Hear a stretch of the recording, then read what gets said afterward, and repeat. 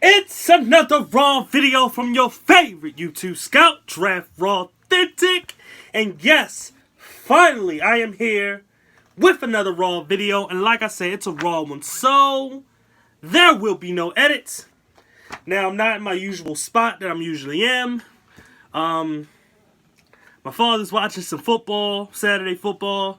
Also, I know the video is late, but a lot of things happened this week that basically prevented me from doing this. And if you're seeing this video and you see when I'm putting it out, it's like late on Saturday. It's like around 6, going on 7 o'clock or so, whatever. But finally, I'm doing this video. I just want to say, like I said, I apologize that this video is pretty late because the Thursday night game already happened. I was going to try to put out a video before Thursday, but the problem is when I got home, wasn't a good time. Like I said, situations going on with school. I got a company truck, so congratulations to me. It's the reason why I couldn't put out a video. Also, my wife going to the doctors for our baby Henry. That's, it's just stuff. There's a lot of stuff going on. But anyway, I'm finally here, and we're going to talk about the Week 3 standouts for the rookies of the 2018 NFL Draft. Now, let's get straight into it. The New York Jets versus Cleveland, the Thursday night game. Okay? Baker Mayfield. First, I want to say New York Jets had no rookie standouts of note. And if it's the first time you see in my video, like I said, it's a raw video, so there is no edit. So if I mess up my words, I stumble a little bit, I'm not editing this. It's going to be real straight raw. First of all, when I do these stats, when I look at stats, I'm not looking at the players and how they played. I'm just looking at stats. When it comes to all of that, I have to just say that a player, like a defensive player, if they get 5 or more tackles, then I'm going to put their name down. Then you have a situation where, they could have literally just 1 or 2 tackles, but if they had an interception or sack or forced fumble, their name is getting jotted down as well. When it comes to receivers or running backs, a touchdown, don't matter how many yards, it could be 1 catch, 1 yard. They got a touchdown. You helped your team out. That is a standout to me. Also, because you can build on that type of stuff. Also, when it comes to yardage. I'm gonna write down yardage if you eclipse more than 75 yards, whether it's running or receiving. And I may do it for some guys that at least eclipse about 50. But if it's not to me not as significant, it's just it's just kind of 50. Then I usually try to go around 50 and higher. Mostly try to 75. Probably scrimmage yards. Kind of included with that. So if you have 35 receiving and 40 rushing, you're definitely going to get your name put down, stuff like that. Sometimes in situations, I may, not to say I was skipping the name, but I may skip the name by accident and stuff. So if there's a chance that I do not name a rookie from any of these games, please comment in the comment section. I definitely appreciate it, and I will comment back. I never not comment back unless someone says something very stupid or very, kind of just mean or just trying to be a troll. I'm not going to be with that. Other people, I love your comments is out there. I know there's one comment I didn't reply back yet. I meant to reply and I forgot to reply back, but I will reply back soon. But anyway, starting with the New York Jets versus the Cleveland Browns. Baker Mayfield had a great game, 17 of 23, 201 yards, 0 touchdowns, but he was able to get his team into scoring position, and he brought energy to that offense. And on the other side of the ball, Denzel Ward, 4 tackles, 1 forced fumble, and a fumble recovery. He stripped the ball, and he ran it back. Didn't get the touchdown. It is what it is. But he made a play. And that's what's great about Denzel Ward. And he may be one of the guys I'm a little wrong about. I wasn't the biggest fan of Denzel Ward, but I also would say the disclaimer, I never thought that he was a bad corner. I just liked other corners a little bit better. So, it is what it is, though. Next is New Orleans versus Atlanta. Marcus Davenport, 1 tackle, 1 sack.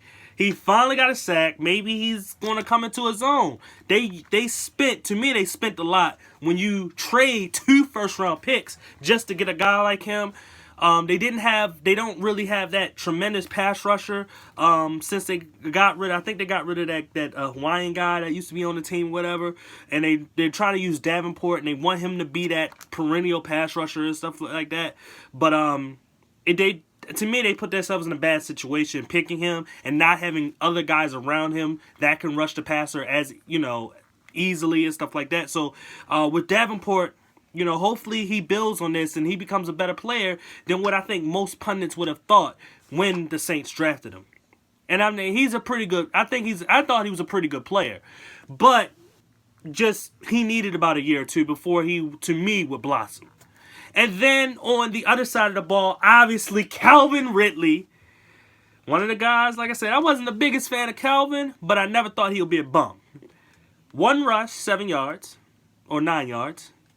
But the big one, 7 catches, 146 yards, and 3 touchdowns, all 3 touchdowns in the first half.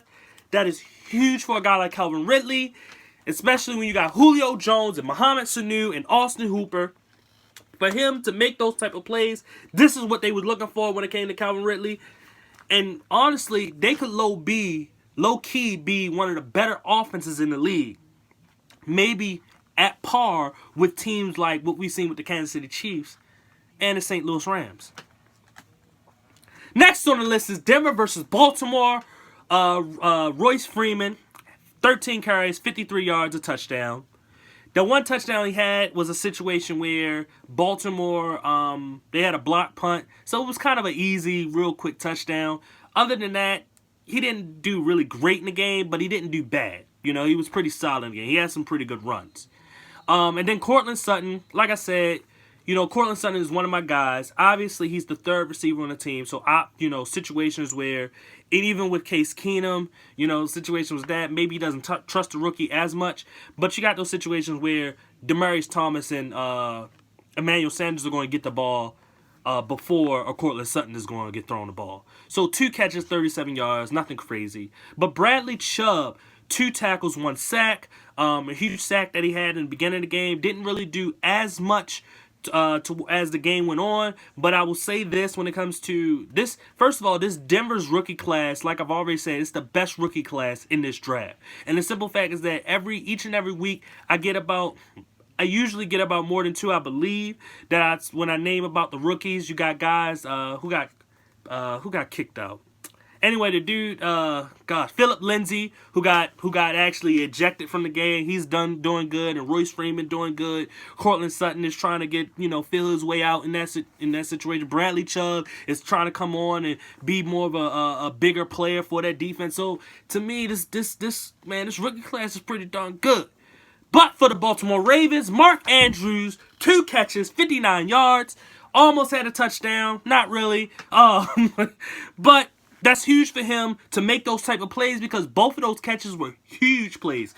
One was down the middle, in between coverage. Another one showed his a little bit of agility, but more of just kind of straight line speed and how fast he is as a tight end. So that's huge for him. And obviously, probably the best linebacker after Colts linebacker Darius Leonard in this draft, and that's Kenny Young. 10 tackles total. He has been an absolute beast in every single game. I've named him pretty much in every single Baltimore game. He's been an absolute monster. And he will go nicely with a guy like a C.J. Mosley next to him on the inside. That is going to be a good tandem for, if they sign C.J. Mosley, then they'll have that tandem for not only this year, but for definitely 3 years to come after this. That's for sure. Then you have Cincinnati versus Carolina. Obviously, Jesse Bates, he keep doing it, whether it's tackles or interceptions. Another 8 tackles like he had week 1. That is huge for Jesse Bates. And then also, for Carolina, Dante Jackson, 7 tackles, 2 picks, great athleticism, amazing picks. I wasn't the biggest fan of Dante Jackson. I didn't think he was that terrible, but there was stuff he needed to work on. And with the stats that he's putting up, it seems like he's worked on those type of things. So, hey, we'll see. Next but not least, we have the New York Giants versus the Houston Texans. Saquon Barkley, 17 carries, 82 yards and a touchdown.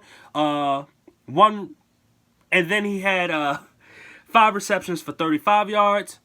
He's still doing his thing. This is what I'm expecting from Saquon Barkley. This is exactly what I'm expecting.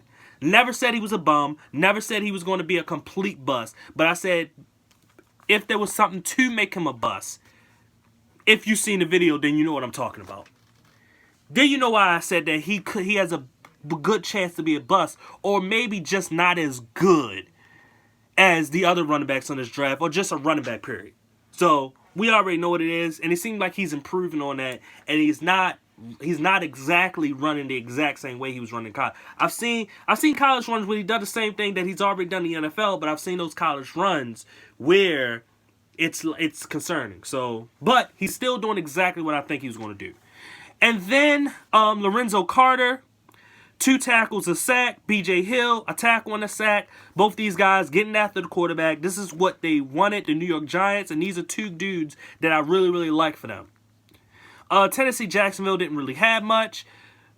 The good news is that Tennessee versus Jacksonville was the only game where there was 0 rookie standouts. The rest of the games had rookie standouts. So let's just try to go through them real quick. San Fran versus Kansas City. Fred Warner, 11 tackles, 1 pass deflection. He keeps making these plays. He keeps doing it. He's a really good player. Oakland versus Miami. Miami had Jerome Parker with 9 tackles. Not the biggest Jerome Parker. Jerome Parker. I'm sorry. Yeah, it is Jerome. I'm not the biggest. Baker. Jerome Baker. The way I wrote look weird. Jerome Baker. Not the biggest Jerome Baker fan, but he was a rookie standout. Indianapolis versus Philadelphia. Darius Leonard. Obviously, keep making plays. My favorite linebacker in this draft. 13 tackles, 2 sacks, 5 tackles for loss. Big time player and a pass deflection. He's going to be Rookie of the Year. Trust me when I say that he's going to be Defensive Rookie of the Year. Then you have Kikamo Toure with 3 tackles and 1.5 sacks. Huge for him. And then Dallas Goedert, 7 catches, 73 yards and a touchdown in the win for Philadelphia. Dallas Goedert showing some stuff for him. And that's a good compliment to a guy like Zach Ertz, who I have on my fantasy team. Green Bay versus Washington. Jair Alexander, 6 tackles. Like I said, if you get more than 5, I'm putting your name down. And Deron Payne, 5 tackles, a sack for Washington. And their win over Green Bay. Surprising win, but they did their thing. And he was a contributor. Then you have the 2 LA teams, Chargers and the Rams. Derwin James, 9 tackles, 1 interception. And Kaiser White, 7 tackles. Pretty good tandem of safeties they got there. Pretty good tandem.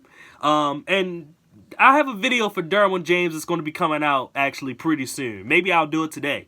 But it's definitely coming out. It's a new series called Was I Wrong? And I'm going to go back and be exploring the players, some players that I wasn't the biggest fan of, but have actually been producing in the NFL. I also are going to do I Think I'm Right. And those are the players that, as rookies, and I can't be wrong or right when it comes right now because we got to look 3 years down the road. But we're in a situation where guys are really performing out there. And I got to ask that question. Was I wrong? So look out for that series. Then you have Chicago versus Arizona. Christian Kirk, Arizona Cardinal. 7 catches, 90 yards in the loss. Arizona's probably one of the worst teams, and they need their rookies to step up. And it may not be this year, but definitely next year. Josh Rosen will be the quarterback. Finally.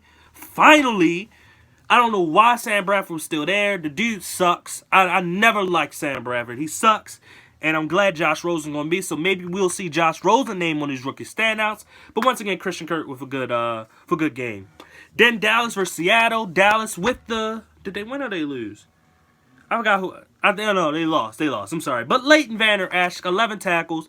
It was kind of weird because I didn't know. Someone comment if you're a Dallas Cowboys fan, anything you're watching this. Is Leighton a starter? Because I swear in the last 2 games, he's had a lot more tackles than he did in the first game where I think he had like 1 tackle. So I need to know, is he starting for the team now? I just need to know. It ain't nothing crazy. I just need to know. But anyway, New England versus Detroit. Jawan Bentley, 5 tackles, interception. He's now placed on IR, so, his rookie season is over. Sorry, you still do your thing. And then Pittsburgh versus Tampa Bay. Terrell Edmonds, 1 tackle, 1 interception. pretty good. Still not his biggest fan. And the interception was more of an overthrow than him actually doing something to get the pick. And MJ Stewart, who I am a fan of, 8 tackles, 1 pass deflection. Doing really good. The one question I have is he a free safety or a corner for Tampa Bay? If you know, just please tell me. I didn't get to see the game. I'm just writing down the stats. And if you thought that I missed the game, no, I didn't. There was a situation where somehow I skipped the game, but I was able to correct my mistake. And that's Buffalo versus Minnesota, the biggest upset of the week. Josh Allen, 15 of 22, 196 yards and 1 touchdown. And I believe he had one rush for 39 yards and 2 touchdowns. He had a great game. So that's 3 touchdowns overall, over 200 scrimmage yards, I guess you could say. And, you know, he's done pretty well for himself in this game. And then, obviously, Tremaine Edmonds with 10 tackles, 1 pass deflection. To me, him and Kenny Young has been fighting each and, you know, it's Darius Leonard, then it's like Tremaine Edmonds and Kenny Young. You don't know which one is the best one of the two. But, you know, I have to say Tremaine has had a lot more stats in terms of pass deflection and a sack and stuff like that, while Kenny hasn't really gotten any of that stuff. But I can say this about Kenny is that, you know, when it comes to opportunities, Tremaine is out there on pretty much all defensive plays, while Kenny Young is not out there for the defensive plays. So, honestly, it's a situation where, you know, he's just getting a little bit more opportunities. But Kenny Young has gotten definitely more opportunities since C.J. Mosley went out. And now he gets to really show what he can actually do. And last but not least, Teron Johnson with 6 tackles. That is the end of the Week 3 rookie standouts. I hope you like this video. I hope you hit that like button. I hope if you're new to this channel, you subscribe to see more content. I do talk about every single team in the NFL. I am a Ravens fan, but I talk about every team in the NFL, all their rookies, who's good, who's not, and you're going to get the best of me. Once again, this is Draft Raw Authentic. I thank you for watching. Goodbye.